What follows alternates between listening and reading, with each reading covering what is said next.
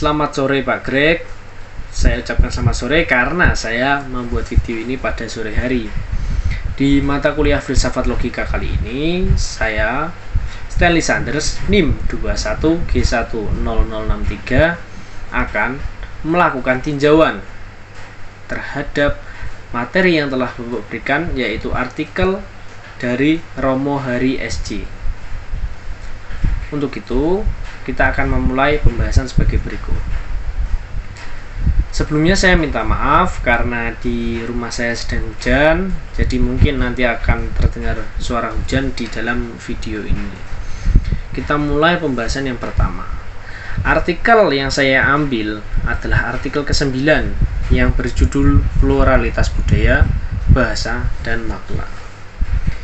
Manusia tidak dapat hidup sendirian, tapi manusia hidup bersama dengan orang lain. Maka dari itu, kita disebut sebagai makhluk sosial. Maka, sebagai makhluk sosial, kita perlu berkomunikasi antara satu individu dengan individu yang lain. Alat komunikasinya itu apa? Yaitu menggunakan bahasa. Bahasa merupakan ekspresi manusia. Bahasa merupakan bagian dari kebudayaan. Bahasa bisa tertulis, lisan, isyarat, tanda maupun simbol, mempunyai kompleksitasnya masing-masing. Ada berbagai macam cara untuk mengungkapkan makna yang sama, dan ada bermacam-macam bahasa di kebudayaan kita. Demikian pula, ada berbagai macam kebudayaan yang menggunakan bahasa yang sama. Maka kita bisa berbicara mengenai pluralitas budaya dalam bahasa dan pluralitas bahasa dalam budaya. Ada bermacam ragam cara orang menyampaikan bahasanya. Ada banyak paradigma berbahasa, dan ada berbagai macam ragam makna yang terkandung di dalam bahasa. Tapi satu hal yang paling penting, apa itu? Apakah orang lawan bicara kita menganggap kita itu sesama dalam berbahasa? Perlunya etika dalam berbahasa, karena etika menjadi ciri khas manusia, terutama manusia Indonesia, terutama lagi suku Jawa. Dalam berbahasa, apapun yang digunakan ada prinsip etika. Etika merupakan sesuatu yang khas gitu loh bagi manusia, yang menjadikan manusia itu manusiawi. Apakah dalam berbahasa manusia bisa semakin menjadi manusiawi? Proses komunikasi antar manusia mempunyai permasalahan yang kompleks karena melibatkan banyak hal di dalamnya. Bahasa menggunakan kata-kata untuk berkomunikasi, pikiran menggunakan bahasa. Namun yang ada dalam pikiran tidak sama dengan yang kita ucapkan terkadang, dan tidak pula sama terkadang dengan kata-kata yang keluar dari mulut kita. Sering terjadi salah paham antara kepala kita, otak kita miskomunikasi dengan apa yang kita katakan, kita tuturkan, karena bahasa dan kata tidak sama dengan pikiran kita. Bahasa atau kata yang sama bisa mempunyai bermacam-macam makna. Orang yang mendengar dan menangkapnya dengan cara yang berbeda-beda juga. Jadi terkadang kita menyampaikan sesuatu itu, kita yang menyampaikan makna A, tapi yang kita katakan sudah kita rasa seperti makna A gitu. Tapi orang yang menangkap itu belum tentu juga sesuai dengan yang kita katakan. Tidak juga mereka dapat memahami, tidak selalu mereka dapat memahami apa yang kita katakan. Mungkin tutur kata kita sudah baik, kita sudah sepemikiran, namun orang lain itu menangkapnya tidak seperti itu. Maka dari itu bisa terjadi miskomunikasi antara pemikiran kita dan apa yang kita katakan.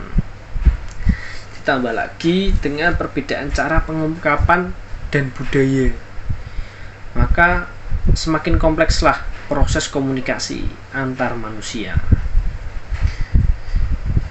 Seperti kita orang Jawa yang terkenal dengan bahasa yang halus.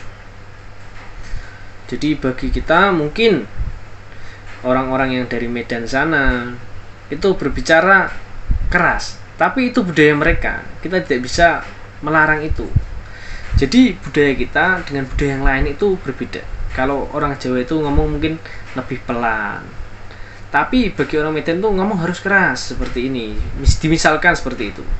Jadi itu adalah perbedaan budaya. Kita harus bisa memaklumi itu untuk menjadikan komunikasi yang baik seperti itu. Komunikasi menjadi semakin rumit kalau yang terlibat itu lebih dari satu bahasa. Banyak kata dengan bunyi yang sama, tetapi mempunyai makna yang berbeda dalam bahasa yang berbeda pula.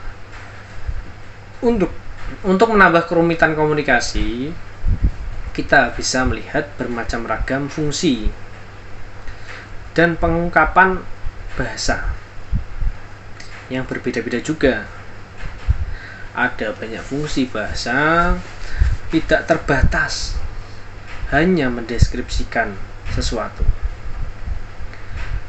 Wittgenstein menyebutnya dengan istilah language games. Ungkapan bahasa itu berhubungan erat dengan budaya. Maka makna bahasa bisa dipahami dalam konteks budayanya. Kompleksitas bahasa tidak hanya terletak pada fungsinya saja, melainkan juga cara mengatakan, cara menangkap, dan makna yang dimaksudkan juga bermacam-macam. Budaya tertentu mempunyai cara tertentu pula, seperti yang tadi saya sampaikan. Mereka mempunyai cara tertentu untuk mengungkapkan sesuatu. Jadi, ada bermacam-macam cara untuk mengungkapkan hal yang sama dalam berbahasa. Apa itu yang harus kita butuhkan untuk bisa menyesuaikan? Kita membutuhkan empati untuk bisa memahami apa yang sebenarnya dalam kompleksitas berbahasa, pengungkapan, dan budayanya dalam berkomunikasi. Kebudayaan dengan sistem simbol dan bahasa yang mengkomunikasikan makna merupakan dinamika hidup, berubah, berkembang, dan tak pernah selesai. Bila demikian, yang menjadi pertanyaan ialah makna dan nilai apa yang akan kita tawarkan dan komunikasikan. Jadi kita sebagai manusia harus bijak. Makna apa yang kita tawarkan dan kita komunikasikan itu merupakan suatu pemahaman di mana kita harus bisa saling mengerti antara satu dengan yang lain. Terkadang di dalam kita berbicara dan berkomunikasi tidak sesuai dengan yang kita harapkan. Kita niatnya bercanda tapi malah dianggap teman kita serius. Apalagi dengan kita teman-teman yang berbeda budaya seperti yang saya sampaikan tadi, itu adalah satu contoh seperti itu. Jadi ketika ada saudara saya yang dari Medan ke sini, saya merasanya kok bahasanya keras sekali ya, gini beda dengan budaya Jawa. Mungkin bagi orang Medan juga menganggapnya bahasa Jawa ini terlalu pelan, terlalu halus seperti itu. Jadi ada problematika di dalam berkomunikasi.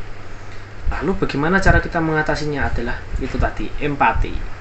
Empati kita istilahnya itu apa ya? Kalau di Jawa itu legowo ati itu ya, berlapang dada. Kita harus bisa menerima perbedaan budaya ini. Kita harus bisa lebih mentelaah lagi apa yang mereka maksudkan, apa yang kita maksudkan, dan cara mengkomunikasikannya itu seperti apa. Jadi jangan kita langsung budayanya beda, nggak usah diterima gini, jangan. Kita tetap terima, kita tetap pelajari itu. Jadi kita harus, kalau semisal kita tidak paham, kita bisa tanyakan, ini yang dimaksudkan itu seperti apa, apakah yang kamu maksudkan ini seperti ini, jadi maksud saya seperti ini gitu loh. Kita harus banyak komunikasi di situ. Sekian video yang saya buat pada sore hari ini. Apabila ada kurangnya itu pribadi dari diri saya sendiri, dan apabila ada kelebihan itu pasti datangnya dari Tuhan Yang Maha Esa, yaitu di agama saya Allah Subhanahu wa taala. Sekian dari saya, selamat sore. Sten Sanders pamit.